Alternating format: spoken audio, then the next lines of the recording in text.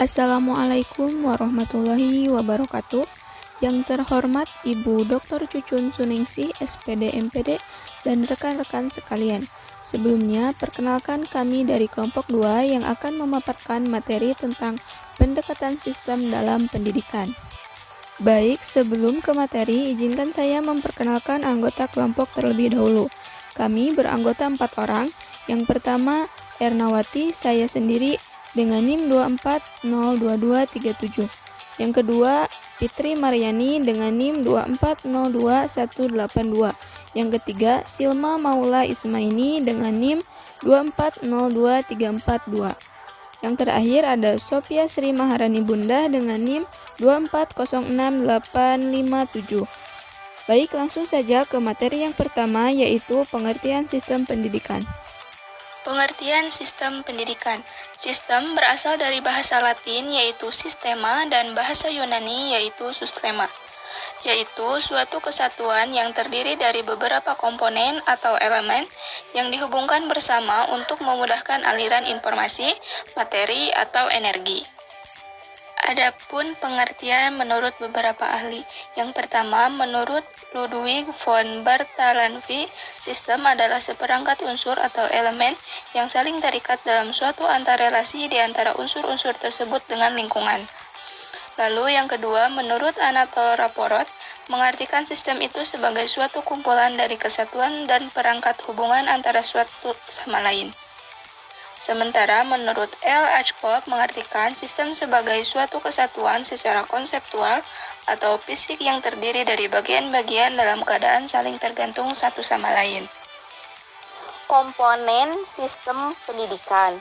Dalam sistem pendidikan terdapat bermacam-macam unsur yang terhimpun seperti tujuan, siswa, manajemen, struktur, dan jadwal, waktu, materi, guru, sarana dan prasarana, media teknologi, kendali mutu, biaya pendidikan, dan sebagainya. Menurut Philip H. Combs, komponen pokok dalam sistem pendidikan yaitu tujuan dan prioritas fungsinya untuk mengarahkan kegiatan di dalam sistem. Anak didik atau siswa fungsinya adalah belajar hingga mencapai tujuan pendidikan. Pengelolaan fungsinya adalah merencanakan, mengkoordinasikan, mengarahkan, dan menilai sistem. Struktur dan jadwal yang berfungsi untuk mengatur waktu dan mengelompokkan anak didik berdasarkan tujuan tertentu. Selanjutnya, karakteristik sistem dalam pendidikan. Pendidikan sebagai sebuah sistem memiliki karakteristik yang cukup banyak.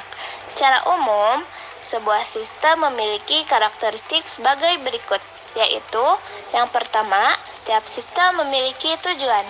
Yang kedua, setiap sistem memiliki komponen. Dan yang ketiga, setiap sistem memiliki fungsi. Sedangkan secara spesifik, karakteristik sistem terdiri dari hal-hal sebagai berikut. Yang pertama, lingkungan adalah segala sesuatu yang ada di luar sistem lingkungan tersebut, ada yang bersifat menunjang dan ada pula yang menghambat jalannya sebuah sistem. Yang kedua, batasan merupakan sekat-sekat yang membatasi unsur satu dengan unsur lainnya, mana yang termasuk di dalam dan di luar sistem. Yang ketiga, komponen merupakan unsur atau elemen-elemen yang saling berinteraksi dan bekerja sama dalam menjalankan sebuah sistem. Teori pendekatan sistem dalam pendidikan. Teori pendekatan sistem dalam pendidikan pada prinsipnya segala sesuatu yang ada di bumi ini memiliki sistemnya masing-masing. Artinya, sistem itu diperlukan oleh semua makhluk yang ada di bumi ini. Seorang manusia adalah suatu sistem. Kehidupan manusia dalam suatu keluarga adalah satu sistem. Mobil, sekolah, organisasi, desa, kampus, pejabat, kerajaan, negara, dunia, dan lain-lain memiliki sistemnya masing-masing. Jika sistem tersebut diklasifikasikan, dikenal ada beberapa macam teori sistem. Yang pertama berdasarkan wujudnya. Sistem dibedakan menjadi 4 jenis, yaitu sistem fisik, mobil, sistem konseptual, ilmu, sistem biologi, tubuh manusia, dan sistem sosial, sekolah. Yang kedua berdasarkan asal-usul kejadiannya. Sistem dibedakan menjadi 2 jenis, yaitu sistem alamiah, tata surya, dan sistem buatan manusia, pendidikan. Jadi, kesimpulannya, berdasarkan pemaparan yang telah disampaikan tadi, jelaslah bahwa pendekatan sistem di dalam penyelenggaraan pendidikan itu sangatlah penting. Karena dengan sistem yang baik, maka akan memperoleh pendidikan yang baik pula. Mungkin cukup sekian pemaparan dari kelompok 2. Akhir kata, wassalamualaikum warahmatullahi wabarakatuh.